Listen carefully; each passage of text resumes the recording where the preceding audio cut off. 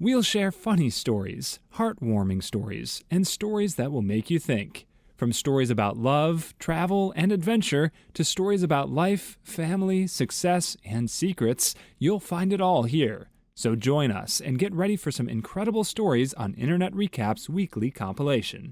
Women, what's the main difference you see between the guys who get the girls and the guys who don't? Story 1. Note, am guy. Date grills. That said, number 1, hygiene. Guys who clean the frick up.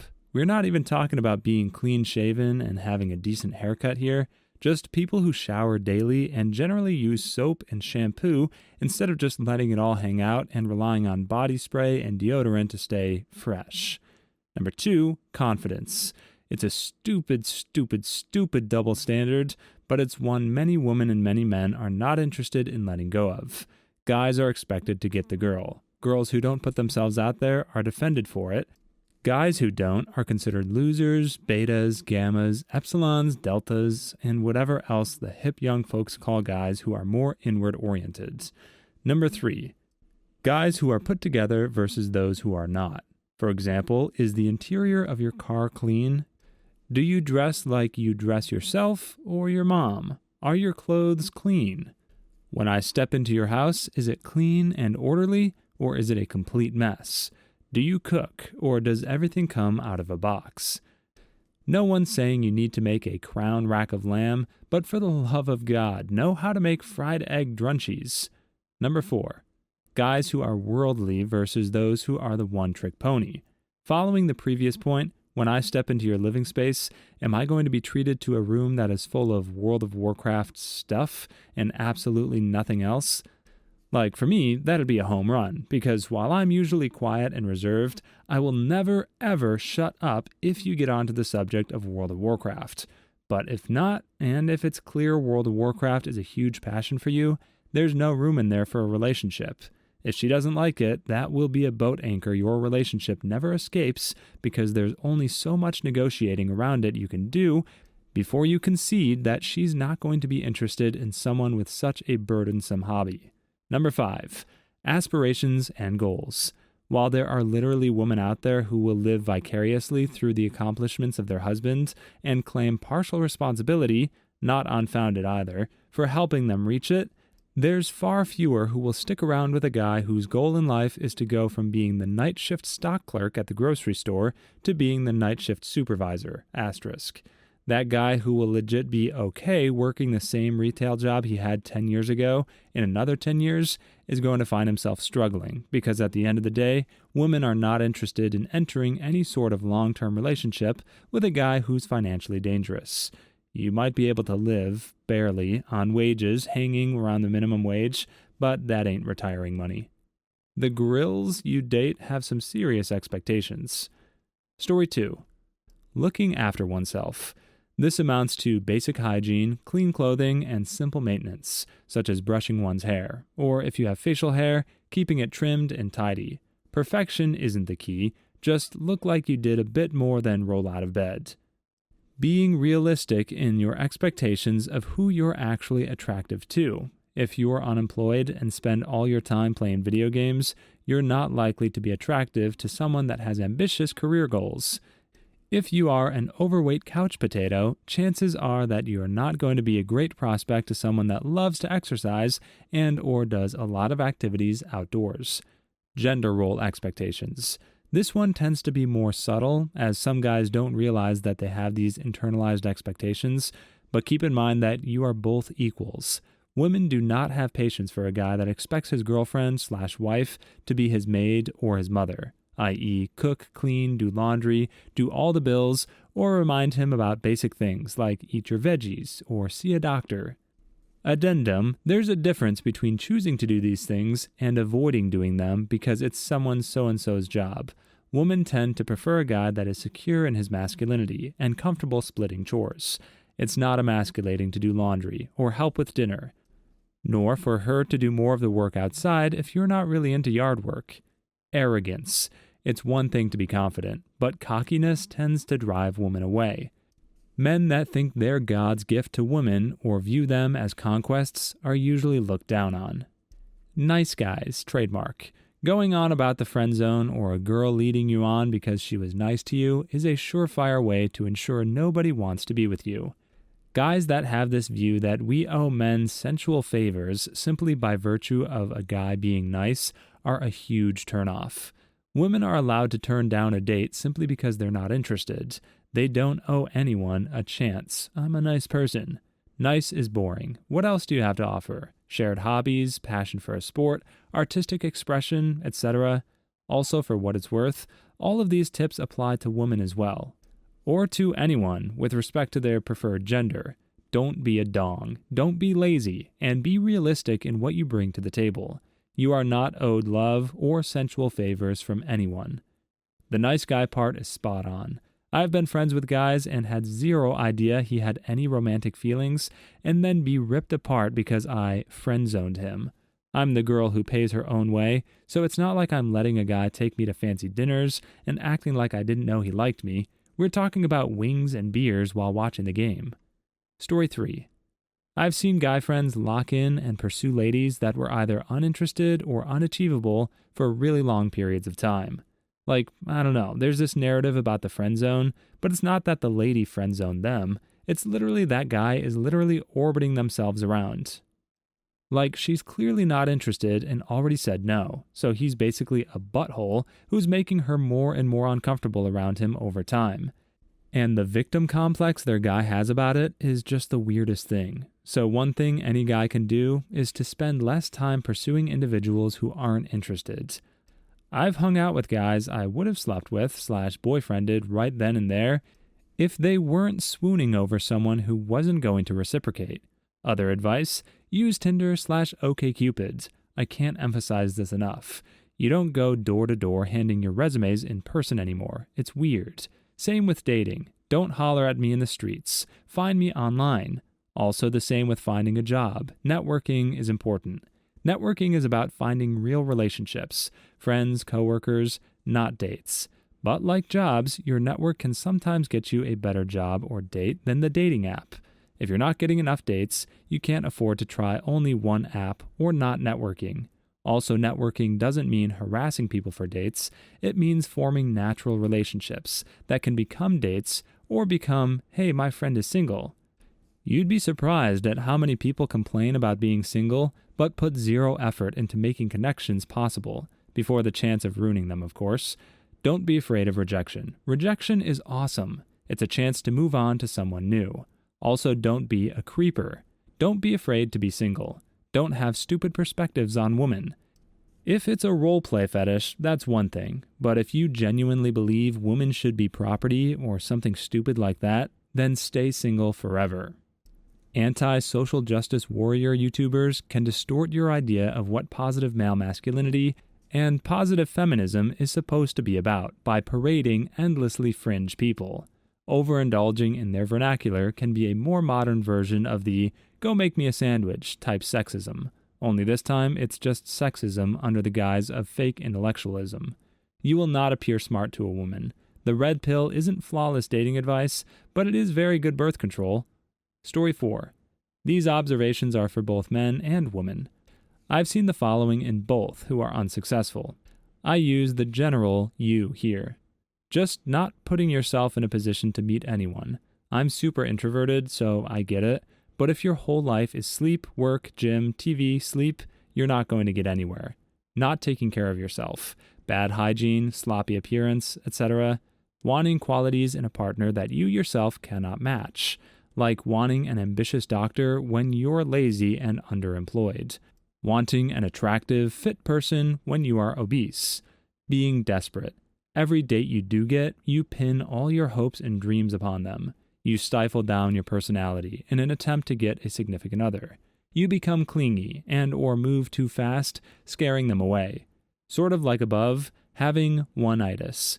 Fixating on maybe a person in your friend group or an acquaintance and becoming obsessed with them. Leads to fruitless, unrequited crushes.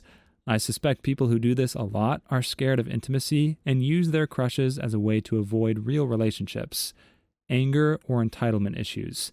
Basically taking rejection terribly. Rejection sucks, but resist sending that DM calling someone a wussy or a butthole if they won't go out with you.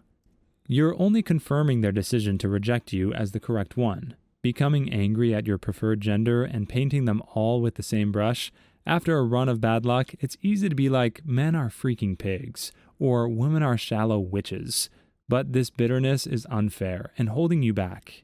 Too long didn't read r/nice guys and r/nice girls. Story 5. Once you get out of school into the working world, I notice a big divide between people who do things outside of work and people who don't, men and women included. So many people, I've been guilty myself, just let themselves become very boring.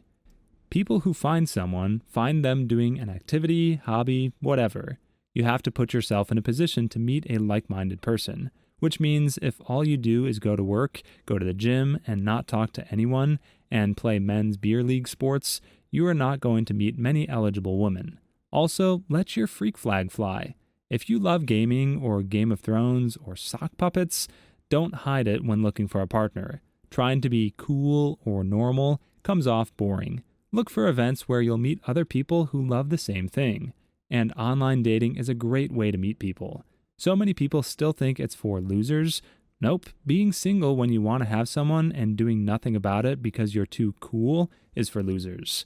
Oh my god, this. So many boring people out there. My favorite thing to ask people when out at bars/meeting new people is to ask what they do for fun. Can get a big look into their world by what they do for fun.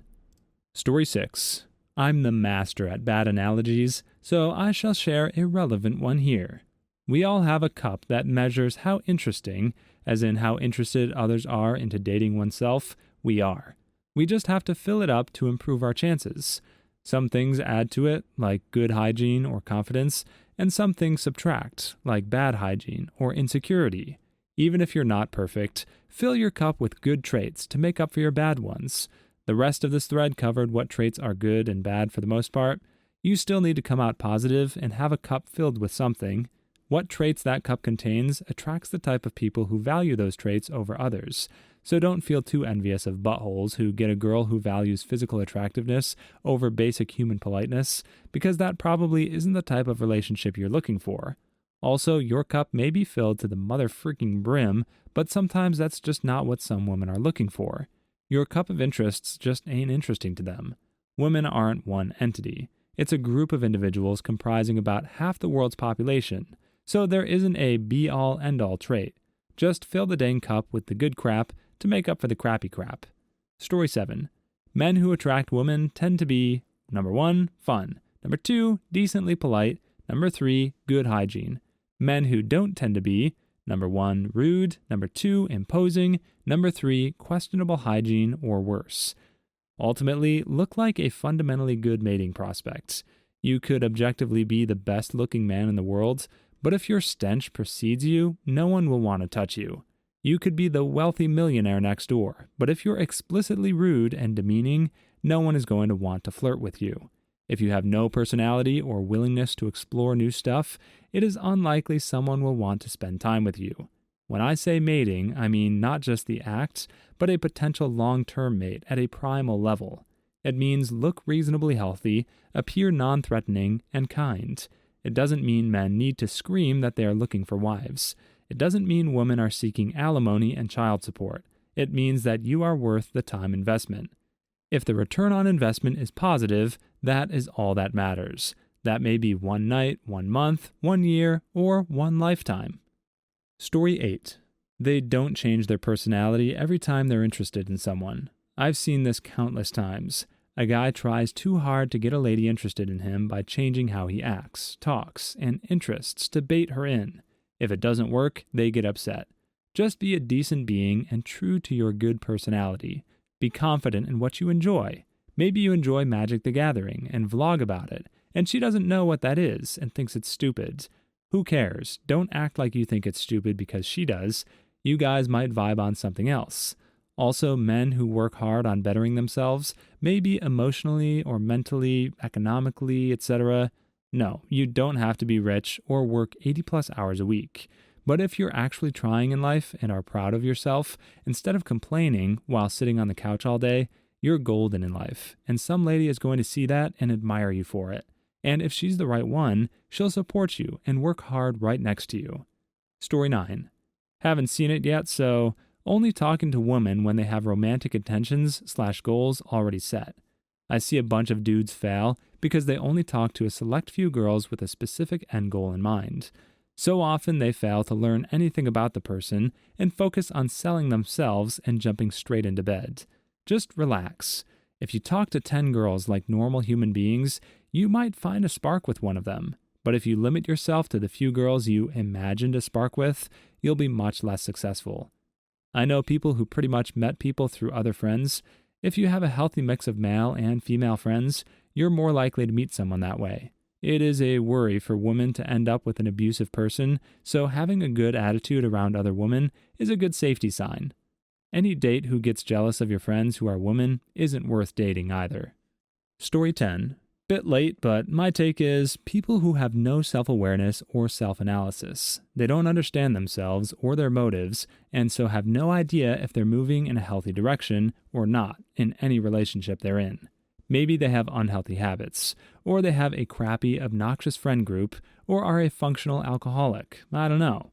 I know a lot of people who keep making the same mistakes in fun new ways for years and never stop to think about why. It's just, if they feel something strongly, they go ahead and act on that feeling without necessarily even knowing what the feeling is. They never see patterns and often adopt crappy, blaming attitudes. If they do have success connecting with someone nice, their unrealistic expectations, self-destructive behavior, and defensiveness about every single aspect of their life drives that person away. Basically, go get some therapy. Explore the whys of your mind and behaviors. Please like and subscribe if you've made it this far. I hope you'll enjoy the rest of this video and have a wonderful day. Story 11. There is a fantastic article on crack.com by John Cheese about improving yourself. Basically, it boils down to imagine your dream person. What skills do they have? Now, what kind of skills would they be attracted to? What skills above and beyond the standard person do you have? None? Few? Now get your butt in gear and achieve some skills. People like people who do things. Learn a language, or how to cook, or do a sport/martial art. Take up some kind of craft or instrument. Do something. Being nice, a good listener, and respectful aren't a ticket into my pants. They're basic human requirements. Example, my husband. Respectful, good listener, kind, can cook well, great with our daughter, does jujitsu, amazing board game player, solid knowledge of ancient Roman history, handy with building furniture and computers. Add to that list nunchuck skills, bow hunting skills, computer hacking skills. Story 12. I know guys who don't have trouble getting girlfriends and guys who never seem to be able to find a girl. I find guys who have girlfriends very respectful of women in general and talk to women like they talk to one of the guys. That is, focusing on topics of common interest rather than what kind of things would women like to talk about. The guys I know who have trouble landing girlfriends often make very sexist remarks and have a very condescending attitude towards women. It might be a vicious cycle as well. They have trouble talking to women, can't seem to hold proper conversations with them, so they start to see women as aloof or mean, so they begin to form prejudices against them. On the other hand, looks also matter. I think all my decent-looking guy friends are taken. Story 13. Having a plan for your life, some prospects, the ability to hold down a job. I don't need my partner to be rich or even currently employed, but I need someone who will be working to make something of themselves, or at least get their share of rent paid. As a guy, I can definitely say I agree. It's got nothing to do with money. It's about discipline, the ability to work hard and commit to your future. Anyone who's ever dated a deadbeat with no ambition or ability to work hard at something will understand. You don't have to be making millions. You can be flipping burgers, and I'll respect the heck out of you that you work hard to support yourself. Story 14. Lack of whining, along with a decent amount of confidence and respect. I've known guys that weren't terrible human beings, but all they did was whine about everybody who ever wronged them, when half the problems they had were of their own doing, because they made choices that took them there. The best part of my current relationship is that I want to take care of him, and he wants to take care of me. We respect each other as human beings, and while we have a friendly sports rivalry, we value each other and go out of our way to make the other feel good. We have our normal complaints about work, life, and stuff, but ultimately we take what life deals us and go with the flow. Story 15. I know most women aren't going to admit this, but typically men with higher incomes get more women. I used to work at a sports bar where professional Giants baseball players would come in, and they would have women swarming them. I know many women who brag about meeting doctors, lawyers, and how lucky they were. I know OkCupid did a study which showed a direct correlation between hookups, dates, and marriages, and income level in the online dating worlds. I feel like anyone, man or woman, who hasn't noticed this hasn't been paying attention enough. Lots of lawyers and doctors don't even earn that much. Bragging about meeting a lawyer and getting lucky so you can mooch off him makes me cringe so much. Sounds like my partner's ex-wife. Story 16. Being a decent person with emotional stability is a huge one. I'm a painfully awkward Michael Cera, possibly with Asperger's, but I've been in many romantic relationships since high school with girls most people consider cute. I'm not buff or handsome, I'm just a super dorky dude that's genuine and not creepy. Another thing is to always improve yourself. If you want to marry someone that's smart, you need to be educated. If you want to marry someone beautiful, you have to put an effort on how you dress. Sure, you may look like Kim Jong-un, but it's effort that matters. At the end of the day, most women will give you a chance so long as you're not creepy or a 500-pound slob. What are some girl secrets guys don't know about? Story 1. Someone already mentioned dong size, but I'm going to go ahead and add some more. Longer is not better. We are only about 4 inches deep, so wishing you had a huge 12-inch dong to shove inside of her won't be pleasurable. It'll be very painful. You'll be ramming her in the cervix, and that doesn't tickle. Girth is more desirable, and if you don't have a lot going for you in the pants, plenty can still be done with the tongue and fingers. For a lot of women, penetration isn't the climax. Also, if she's wet, and I mean like freaking Niagara Falls, it's basically dripping down her legs. You could probably get a baseball bat in there with that much lubrication. It's possible she won't feel you at first until you plow a little out of her, so that is it in isn't always because you're just small. The liquid barrier is real. RIP inbox. I've been trying to keep up with everyone, so my apologies if I didn't get to you. I don't want anyone to feel insecure. My point was just that the corn videos are crazy inaccurate. Most of you are far too hard on yourselves, and your dong is fine the way it is. There's tons of great advice in my line of comments from other men and women, and you shouldn't put so much pressure on what's between your legs. Story 2. Vaginas can only open so deep, and hitting the cervix is generally not fun. The person who spread the rumor that girls like long dongs was probably a dude. Some girls might appreciate a long dong, but a thicker one would be more preferred. However, we really don't care as much as you do about how big your dong is, as long as you know how to use it. If you don't know how to use it, hopefully you can get trained in other areas, such as how to use your fingers or mouth. Women show dominance in public by dressing for the people she will be around, not necessarily for men. If we hate your mom, it's probably because she made us feel less than great about ourselves and perhaps unwelcome.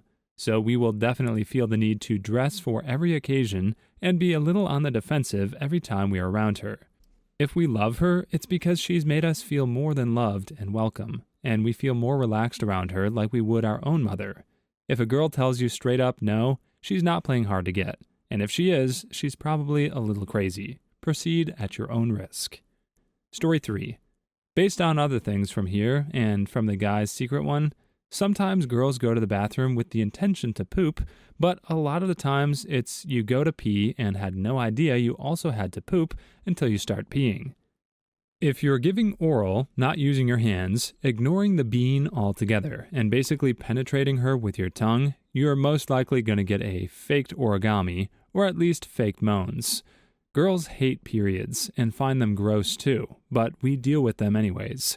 We don't like seeing the blood and clots and things that come out, and if there was a choice between a little leprechaun popping up once a month and saying, "Hey, you're not pregnant," or getting your period, we'd all go for the leprechaun. With the period, sometimes girls can be moody the days before her period, sometimes she can be moody on her period. Some girls, it's set in stone of when she'll be moody, but others it can fluctuate. She's not choosing to be that way, her period just brings an increase in hormones that cause it. just like drinking 6 cups of coffee in an hour would make a person wired. Story 4. I suppose guys are warned about unexpected renobs when they get sensual education, the same way girls are warned that discharge is normal as they're going through puberty. I see a lot of discussion about said renobs. I guess the girl's secret would be just how frequent it was to go to the bathroom and suddenly your underwear was soaked. It was insane. This is talking about high school, middle school age, so be careful with the replies. And it could dry on them and make them crusty. It could get bad enough that the underwear could get holes in them if they go long enough without being washed. Sorry for the grossness, tween girls can be unsanitary too. I should add to this, by the way, the comment about how people learn about unexpected renobs and discharge. The more I'm thinking about it, the more I'm convinced it came from reading magazines targeted at teen girls. I think M was one. But they used to mention the discharge all the time, and I'm sure I heard about renobs from that as well. Story 5. Vagabond wetness. It's a good way to tell if a girl is turned on or not. This depends on the individual girl, hydration levels, ovulation, and age. A better way to tell is if her clematis is hard and pulsing out of the hood. I roll my eyes every time a guy puts himself inside me and says, "Wow, you're so wet, you must be really turned on." No, dude, my vagina just self-lubricates to clean itself, or I'm ovulating soon. If anyone is reading this and is concerned about not finding the clematis or her clematis doesn't seem hard, go to Cornhub and look up How to Eat Wussy by Nina Hartley. She shows step-by-step how to stimulate the area around a girl's wussy and how the clematis will look when it's hard. While you'll have to tweak your technique for each individual girl, this video is a great starting point to build a foundation on your clematis stimulation knowledge. Story 6. My gripples can be like 2 clematises on my chest. Rubbing them very gently, licking, being kind, equals I get super wet and aroused. Usually when I touch myself, I stimulate a whipple at the same time. I don't know why dudes don't try this more when I ask. Most go at my chest like they want to smoosh my boobies like dough, or suck a whipple like they're angry and trying to lengthen it. What I think they don't get is there's so much versatility in the body. I like rough play too, but tender play is a whole other lovely world. Story 7. Periods sucks overall, but they're very different depending on the girl. Some women get emotional, some are completely normal.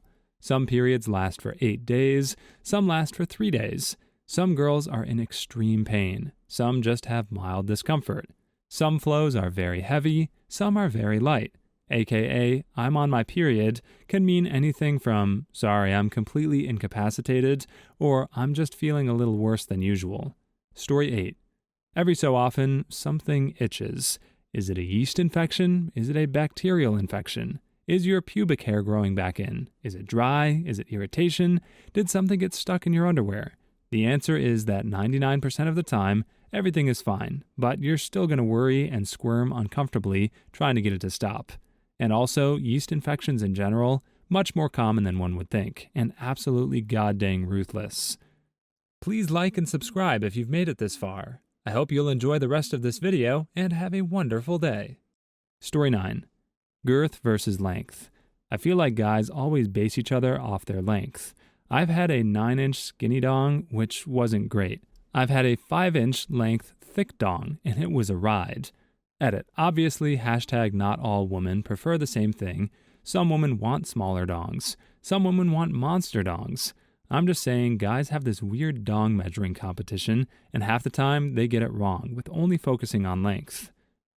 To those of you who earn a good salary in a low-stress job, what do you do? Story 1. I guess my job is not low-stress or high-paying to most people, but it checks both boxes for me as a single 24-year-old man. I work in rural EMS in Canada. My schedule is 96 hours on, followed by 96 hours off. In other words, I work for 4 straight days and then get 4 days off. I live in a big city, but the town that I work in is 1 hour and 40 minutes away. So my commute is not terrible when you consider that I only need to make the drive once every 4 days. When I actually am at work, I can do whatever I want, as long as we don't get a call. My company sets us up with a nice staff house, satellite TV, Wi-Fi, and a decent gym. I spend my days playing video games with my coworkers. There are 4 of us on shift, watching TV and movies, cooking, eating, working out, taking a nap, shooting the crap with my coworkers, etc. If we do get a call, we have 8 minutes to respond. So I can lounge around in pajamas all day if I want, and if I need to run an errand in town, I can usually get it done without getting more than 8 minutes away from the station. The calls can be kind of crappy, lots of highway accidents and farming accidents, but I find the really crappy ones are few and far between. Most calls are just driving people who don't feel well to the hospital. But I do enjoy the tough calls because they challenge me to make quick decisions and use my skills. In 96 hours, we usually average about 5 or 6 calls. However, I have literally worked 96 hours without a single call on more than one occasion. Regardless, I never take the work home with me. I make around $70,000 per year with good benefits, and there are lots of opportunities to pick up extra shifts, which are paid at double time. Neat. If I ever get bored of medicine in the US, I'm just going to drop my letters and be EMS in rural Canada. Story 2. I am a medical radiation technologist. I think my job is one of the least stressful. We don't work long hours like nurses and doctors, and the only main priority is to take diagnostic images of patients, but once we're done, they're taken away by porters, so we spend little time on patients. At the end of the day, when we finish our hours, we just head home and relax. I find it a relaxing job, gets easier the better your skill set, and there's usually people to help you. This is strictly for X-rays only, not CT or MRI, of which is more stressful since you're on a schedule. I kind of like my job. Nuclear medicine tech here, specifically positron emission tomography. Our scans are typically 20 to 30 minutes long. An old colleague of mine would get through half a novel in an average workday. No overtime, weekends, or on-call. Only stressful when equipment fails. Story 3. Deckhand on a tugboat in New York, $385 a day. Next promotion to mate is $580 a day. Captain is $670 a day. We live in the boat and go up and down the East Coast, mostly the Northeast, for 2 weeks. Then we get 2 weeks off of work. Most of the time we eat free food and watch satellite TV. I bring my Xbox and play a couple hours every day using my phone as a hotspot, literally straight chillin' for 2 weeks with friends. Oh yeah, full benefits, my 401k match, $1 for $1, up to 6% starting. My father was a deckhand on a tugboat. He said he decided it was the job for him when he realized every boat had a bunk bed. Story 4. I'm an assistant for a really high-end real estate agent. First few months was stressful, constantly trying to work out how he operates, but now I have it worked out. I get everything done in advance for him and spend most of my day chatting crap with others in the office, drinking coffee, and going on Reddit. I freaking despise working. I've always hated it. I thought I would grow out of it, but at 27, I just seem to dislike it even more. So to find a job that I can be excellent at with minimum effort and stress that pays me well is a freaking dream. I also start early and don't take lunch, so I'm home in time for my doggo. How? Story 5. Operator at a nuke plant. Make up to $180,000 depending on how much overtime I work. If I don't work overtime, I'll make $140,000 and only work 32 to 48 hours a week. It's shift work, which can take a toll, but it's a union job and we're treated very well. It's low stress, in a sense, where if you can pass the monthly exams demonstrating your knowledge of nuclear plant operations, you shouldn't be concerned. But if you're not as book smart as the rest of the crew, you can have some problems passing the initial training you receive and the continuing. So moral of the story, if you can pass the training, it's very low stress. Heck, if Homer Simpson could do it. Story 6. College professor. If you find a field you love, you get to talk about your favorite thing for 15 hours a week, earn the income of a full-time job, and get several months off a year. Quotes because you use that time for grading and prepping stuff for the next semester, and of course you work longer than 15 hours a week, but what that work consists of varies wildly. If community college, it's pretty chill, mostly meetings and waiting for students to see you. Research positions vary in responsibilities. Specialized schools could be chill or more demanding, but there's potential for the majority of your time outside the classroom to be up to you and how you spend it. Story 7. I'm a truck driver, home every day, just listen to music and watch the sunrise. Make about $80,000. Could make much more if I put in the hours. The worst is having people complain about you existing. Just gotta have a frickum mentality. I wouldn't recommend truck driving to others, though. It's very hard to get a good paying job. I got very lucky and had a home daily company hire me the moment I got my commercial driver's license.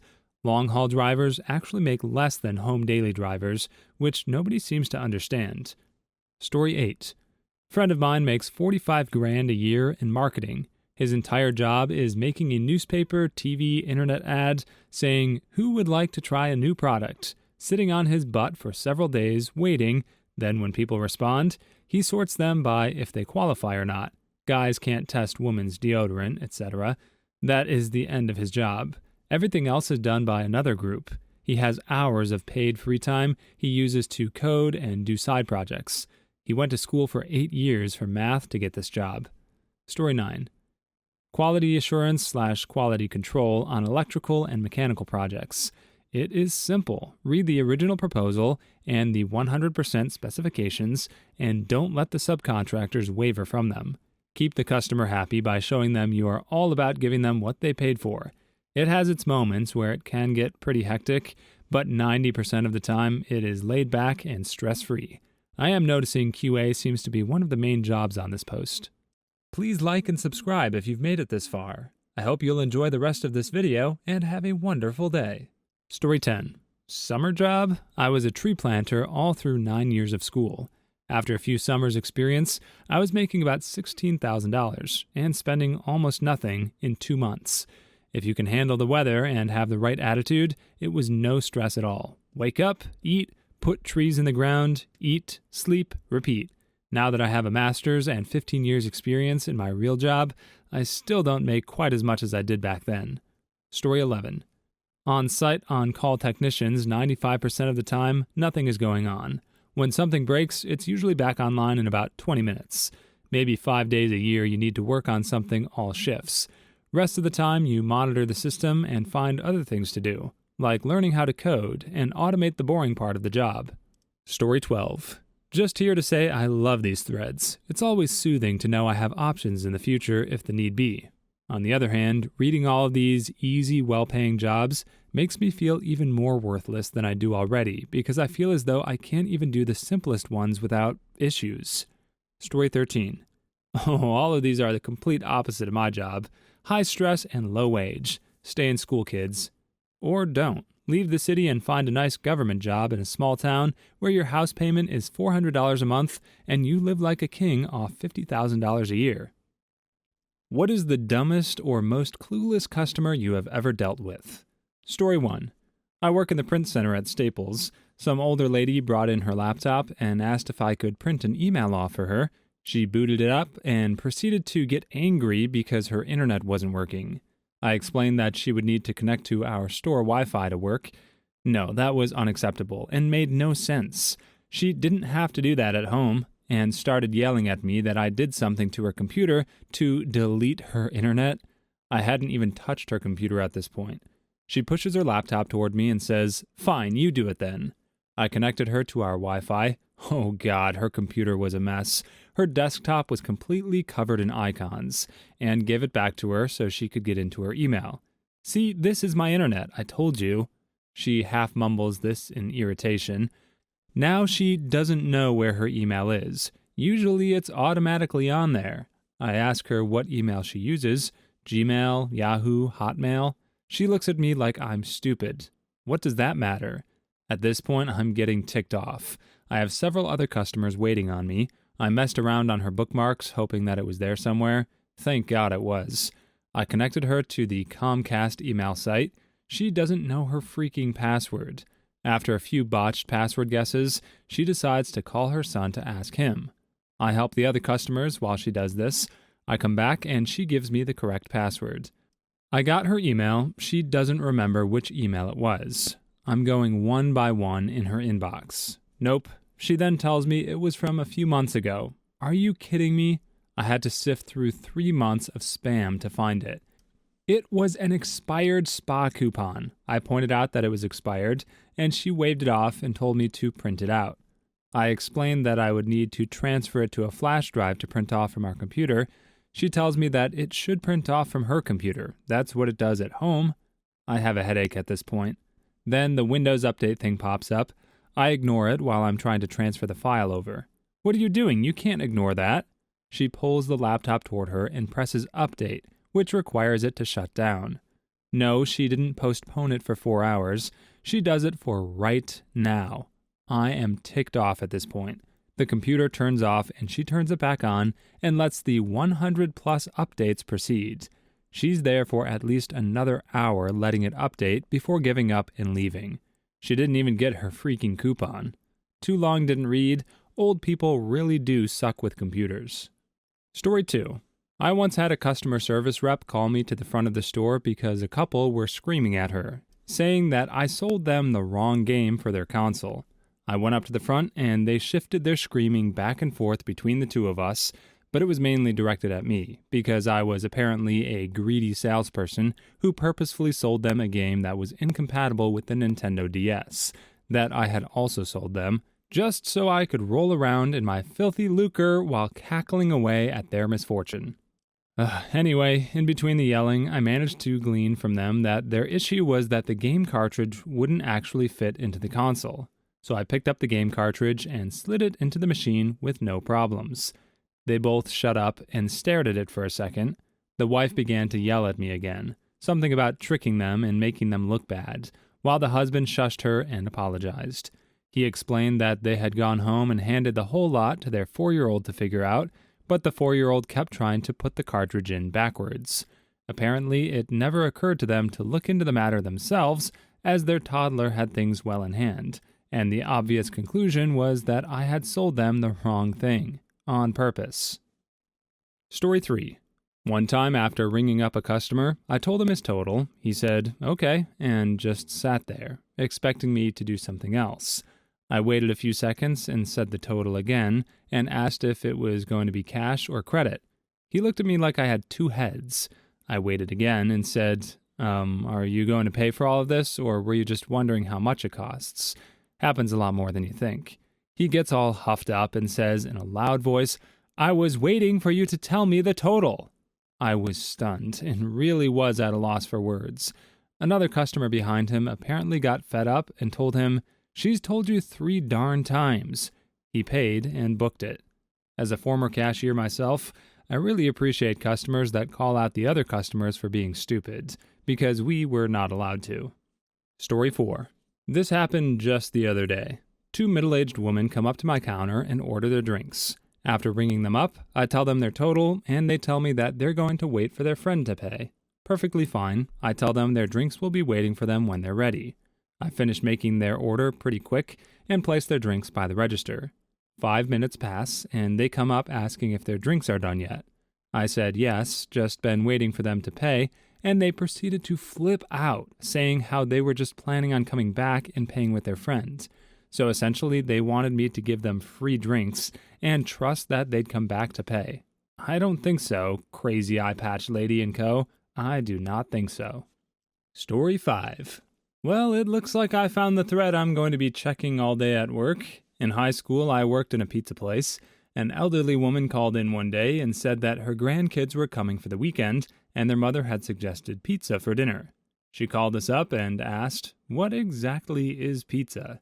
This led to a 40-minute phone call in which I tried to explain all this to someone who lacked even a basic concept of what pizza was. This included how you order, explaining each individual topping, popular combinations, and how to serve it to the kids. When she came in to pick up her order, she still looked completely confused by what a pizza was. She kept peeking into the box to try and figure it out. What was the most interesting war tactic ever performed in history? Story 1. A battle from an old Korean-Japanese war. Alright, so the Battle of Myeongnang. Yi Sun-sin was an admiral until all of this intrigue in the court had him arrested for some non-existing treason charge. Court then tells a guy to replace him and attacks someplace based on false information fed by the Japanese. Guy falls into a trap, loses, passes away, and some 100 ships are destroyed. Yi Sun-sin is freed because he's the only guy they can use. He takes the remaining 13 ships. The king orders the navy to dissolve and join the land units since it's so small. Old Yi here sends him a letter telling him that as long as he has breath, Korea has a navy. The Japanese sent 133 ships to attack the tiny Korean navy. Yi picks a narrow strait with a fast current to stand his ground. The Japanese ships at this point aren't as advanced as the Korean ships, as they weren't as experienced in naval warfare. They had a design that was less fitted for turning, they didn't have many cannons, and they relied mainly on their muskets and boarding for combat. Also, the strait makes sure that the Japanese Navy can only come 10 ships abreast. The fast current flowing towards the Korean Navy gives the Japanese speed, but makes it hard to maneuver. The Korean force fires first, sinking some 3 or 4 ships. Then Yi goes out to fight them. But since they're outnumbered by more than 10 times, the Korean force is reluctant to join him. His ship stands its ground, water, by itself for a good while, against a ton of ships. One general described his ship as seeming like a fortress on water. This went on for 40 minutes before Yi raised his charge forward flag as a way to kinda tell his commanders to go forward while reprimanding and shaming them. They follow his orders, and there's a dogged battle for a while. They eventually manage to sink the Japanese leader's ship, and Yi orders his men to fish the Japanese leader out of the water. They then cut him to pieces on board. The morale swings in the favor of the Koreans. They keep stalling until the tide turns. The tide turns on the Japanese, their ships get swept backwards and crash into each other. The Japanese are routed and get away with only around 10 ships. Not one Korean ship is lost. This is fictional-level perfect warfare. Yi Sun-sin later passes away in the final naval battle in the war after he gets hit by a stray bullet during battle. As he passes away, his last words are, "The battle is in the fall of its heat. Do not let my ending of life be known." What a guy. Story 2. Julius Caesar's victory at Alesia, after which Vercingetorix famously surrendered and all of Gaul, no, became a Roman province, which was actually pretty crazy. The Gaul had been doing relatively well this far in the war and played to their strengths, but were finally cornered in a little fortified hilltop town called Alesia. Caesar knew that Vercingetorix would run out of supplies pretty quickly. So instead of attacking the town, he laid siege to it by building a wooden wall, complete with towers and ditches and traps around the entire town, about 18 kilometers in total. Vercingetorix, knowing he was messed up if he didn't get help, managed to send messengers out to his allies, and soon enough a Gaulish army outnumbering the Romans was marching on Alesia. And now it was Caesar's turn to be fricked. But instead of giving up on the siege, he ordered another wooden wall to be built around the entire first wall. So now he had the Gaul surrounded in Alesia, and was himself surrounded by more Gaul. What followed were a couple of days of intense fighting, with the Gaul almost managing to break through the wall in several places. Mark Antony, who would go on to bang Cleopatra, led a charge to save one section, and Caesar himself took command of the last reserves, personally threw himself into the melee, and turned the tide of battle. Apparently, he grabbed his own fleeing men by the collar and hurled them back into combat, and his personal bravery inspired his legions to endure. Eventually, the Gaulish reinforcements routed and fled the field, and Vercingetorix, out of supplies and still surrounded, threw his shield at Caesar's feet. I think the double circumvallation must be the craziest tactic that actually worked. Story 3. Scipio Africanus used a great tactic against the Carthaginians at the Battle of Ilipa. The simplified version, both the Romans and the Carthaginians had armies composed of their well-trained homegrown soldiers and not-so-reliable Iberian allies, roughly half and half for each. For a few days, the two armies were camped close to each other and would come out during the day, form up, and dare the other to attack. Scipio always put his legionnaires in the center and positioned his Iberians on the wings. The Carthaginians were like, well, that makes sense, and did the same with their army. So they started at each other like that for a couple of days. On the day of the battle, Scipio had his men eat well before dawn, get ready, and form up outside the camp, but this time he reversed his formation and put the weaker Iberians in the center and the legionnaires on the wings. Then he signaled for attack, and the surprised Carthaginians ran out of their camps and automatically formed up the way they had the last few days, assuming that Scipio was up to his usual shenanigans. By the time anyone saw the change in tactics, it was way too late, and the legionnaires tore through the weaker Carthaginian wings and turned on the enemy center before the Roman center had even closed with its counterpart. The Carthaginians were all routing and surrounded before their generals could do anything to save the day. Scipio Africanus went on to be the only general to defeat Hannibal in a land battle. Story 4. One interesting tactic employed by the Russians in the early stages of World War II was the idea of parasite fighters. Basically, smaller fighter aircraft have limited range due to small fuel tanks.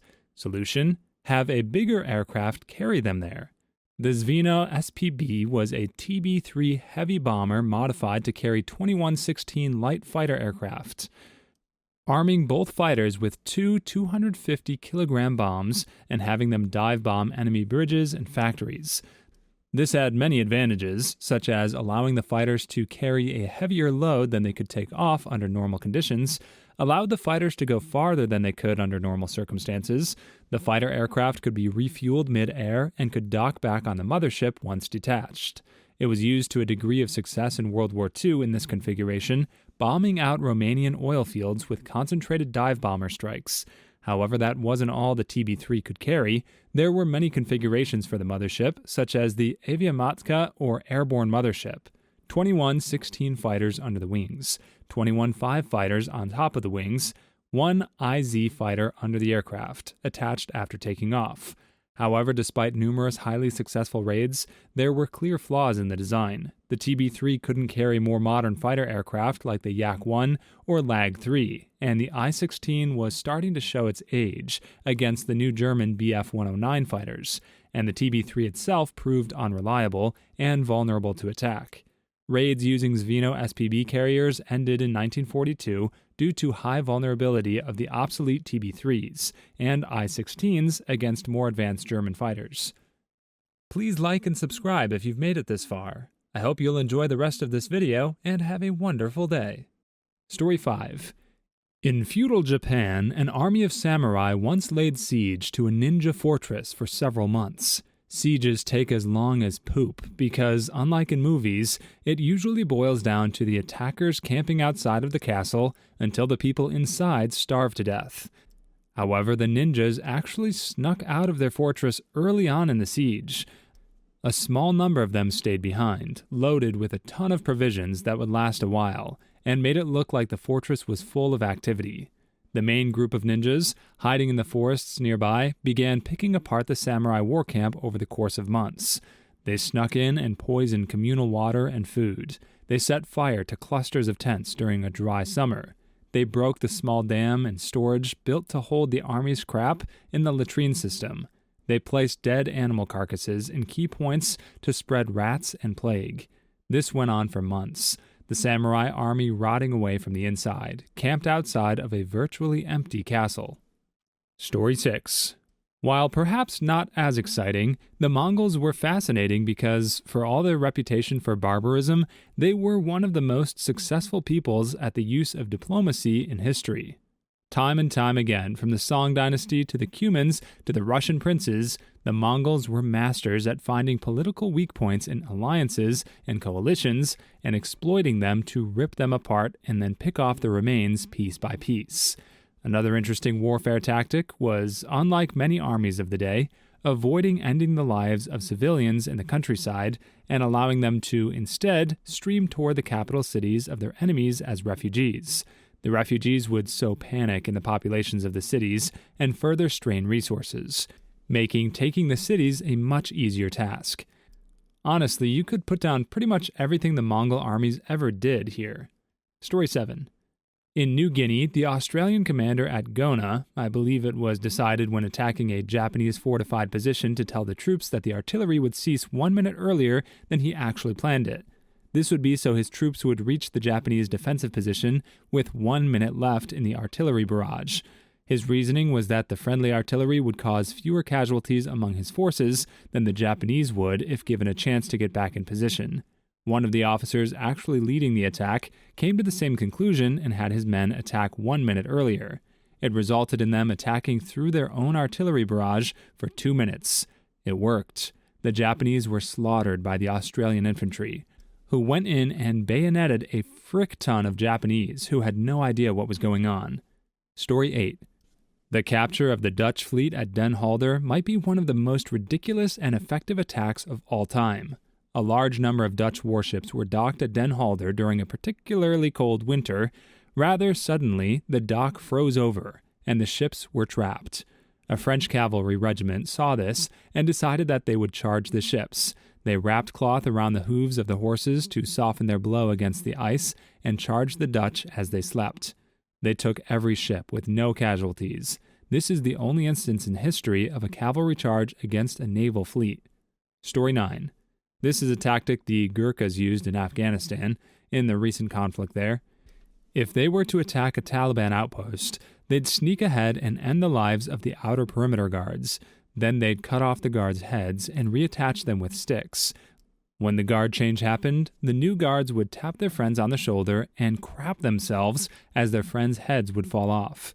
Generally, they didn't put up a fight after that, meaning the Gurkhas avoided having to do an assault that could cost lives. Gurkhas are crazy. Awesome, but crazy. What is the strangest thing you've seen that you cannot explain? Story 1. I was driving one night in a really foul mood and speeding. Like, when I say speeding, I mean at least 25 over the limit. Anyway, this car gets behind me, and for some reason, I can just tell it wasn't a cop. It was a full tinted Chevy truck with weird lights on it, like comically large aftermarket front headlights. Once it got behind me, I got a really eerie feeling I can't explain. Like my body just knew something was wrong. Anyway, I figured if it was a cop, they would light me up for speeding, but for some reason they just kept pace with me, also speeding themselves. So at this point, I'm getting a little weirded out, so I turn off the freeway, and they follow me. I turn into a gas station and get out. I figure if I'm going to get axe red-rummed, at least the cameras will pick it up and give my family some closure. Something just didn't sit right with me. I knew something was up. As I'm getting out of my car, the truck rolls its windows down, and what I saw still haunts me to this day. It was a heavily disfigured guy, the only likes of which I can compare to that guy Rocky Dennis from the movie about the guy with the crazy disfigured head who falls for that girl who loves him for him and not the abomination that is his face. And he starts to motion me with his finger, like telling me to come closer. I don't care if he was going to give me the winning Powerball numbers. There was no way in heck I was going to approach his car. I bolt inside the gas station at this point. My whole body is shaking. I try to tell the clerk what's going on as they stare at me, probably thinking I'm drunk or high off my butt, as my story doesn't make any sense. I go to look outside, and the truck is gone. I still have nightmares to this day. He was trying to warn you about the red rummer in your back seat. Or he was trying to warn you how going 25 over causes accidents that can horrifically disfigure you or the other driver, by dangerously chasing after you in an indignant rage. Story 2. I was a resident advisor when I was in college. All the resident advisors would come back a week before the winter semester starting for training, which meant no students were back in the dorms. We were the only ones in the building. One night, I heard the door to my shared bathroom open. The sound of the doorknob turning woke me up, so I kind of groggily said my suite mate's name. She would sometimes come through the bathroom to talk or ask me for advice. Then I realized my suite mate was on an extended holiday in Italy, so no one should have been in our suite at all. I immediately shot up and looked toward the bathroom door. It was almost pitch black in my room, but next to the bathroom door, I could see the perfect outline of a human face wearing a flat-brimmed hat. I couldn't see the details of the face, but I could see shadows where the eyes, mouth, and nose would have been. It was as if someone was standing next to the door, staring at me. I had no idea what to do, because no one was back in the dorms. I knew that the nearest RA was 2 floors away and wouldn't hear me scream for help. I stared at the face for a few seconds, and it stared back. Then I shifted slightly on the bed, and it completely disappeared. I got up to check the door, and it had been closed the whole time. It's been almost 7 years, and it still freaks me out when I think about it. Story 3. My 3-year-old daughter walked up to my husband one night and straight up said, "Grandpa's passed away." A few moments later, we got a call from my husband's sister saying that their father had passed away. Happened a few months back, still creeping me out. I feel like the 3 and under age can be super creepy. When my son was not even 3 yet, he came to my room and kept telling me the lady was in his and his sister's room. I was half asleep and dismissed it, telling him to snuggle up in my bed with me. So he got in my bed, but every few minutes kept waking me up to tell me about the lady. Then he says she's at my bedroom door. So in an effort to show him there is no lady and we should just go back to sleep, I pick him up and walk him in the dark out of my room. We stand in the hall and I say, "See, there's no lady." He points his finger down the hall where there's nothing to see at all and says, "Mama, she's right there. That's the lady. And this is her house." Nothing, not even a shadow where he was pointing. I kind of just tried not to show he was freaking me out and said, "Okay, she must be a nice lady," and took him back to my bed where he promptly fell asleep. And I stayed awake for hours thinking this lady in my 100-plus-year-old apartment must be hanging out watching me sleep. Story 4. When I was young, my parents and I relocated across the country to Maine. We lived in a very small town, and our house was old, beat up, and on many acres deep in the forest. It had 2 stories, with the top story being the main level and the bottom story being the bedroom level. My bedroom had several large windows that looked out into the forest. I don't remember having curtains or blinds, but I'm sure I must have, because my mother never forgot details like that when decorating my bedrooms as a child, but I must have left them open one night. I remember waking up in the darkness with a faint glowing orb of light hovering just outside my window. I watched it in utter terror as it went slowly across one window and then the next, before pausing, flashing briefly into my bedroom, before shifting into the third and final window and disappearing altogether. I was so upset by the ordeal that I went and woke my parents up, and my stepfather stormed the backyard with his gun in hand. There was nothing, and no sign of the strange orb. My eyes are watering as I write this. Deep down, as an adult looking back, I realized that orb was anything but magic. It was someone's flashlight. It never happened again, but I'm still afraid of having window blinds open at night. Story 5. Was driving home from work one afternoon with my brother and cousin in the car. As we were sitting in traffic, I noticed high up in the sky and way out in the distance a small, motionless black square. I pointed it out, and both my brother and my cousin spotted it quickly, so I knew it wasn't in my head. It just remained still for about 45 minutes, and then the sun had set, and it was too dark to spot it any longer. It just stayed in the exact same spot the whole time, and while it was really far away, you could still tell it was a perfect square shape. Once I got home, I went online to see if there were any mentions of it anywhere, and there was nothing. To this day, I still think about it and wonder what the F I was looking at. I had a similar experience a few years ago. Big black square up in the sky on my way to work. Bothered the heck out of me. Few days later, I saw it again. Said, "Frick work, gotta go chase that thing." Got close enough to see it was a cylindrical hot air balloon. Boss didn't quite understand, but it was pretty easy going. That being said, I just did a quick Google and can't seem to find mention of it online. That was in Saskatoon, Canada. Story 6. I was taking a trip with my then-girlfriend, and we had to cross the Hudson River to get to where we were going. There are only a handful of bridges across, and I know them all from having grown up in the area. On that particular trip, we were supposed to take the Bear Mountain Bridge, but I got off the wrong exit and passed it. We decided it wasn't a big deal. The next bridge, the Newburgh Beacon, was actually closer to where we were going. It would just bring us a little bit over past our destination, but not enough to really matter.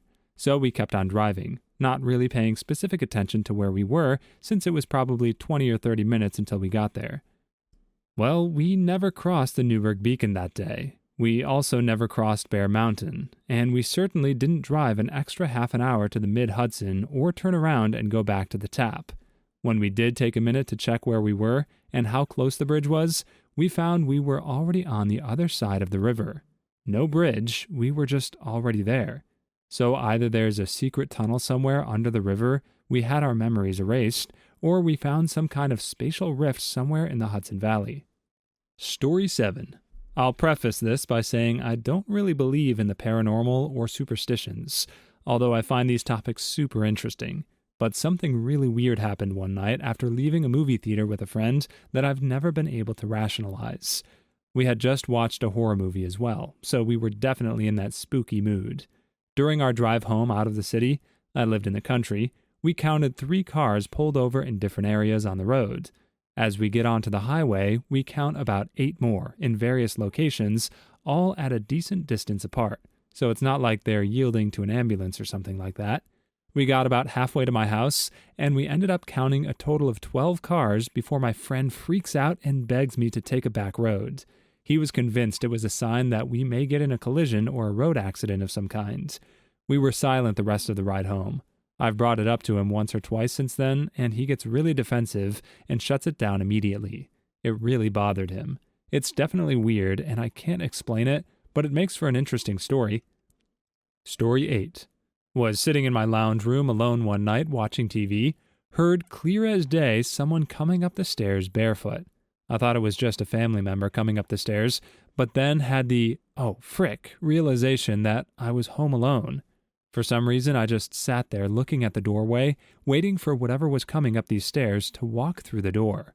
Heard the staircase creaking and everything. Heard the bare feet get to the top of the stairs, step onto the tiles, and take the 3 to 4 steps it would take to be in sight of the doorway to the lounge room I'm sitting in. But nothing came through the door. I sat there for about 5 seconds, waiting.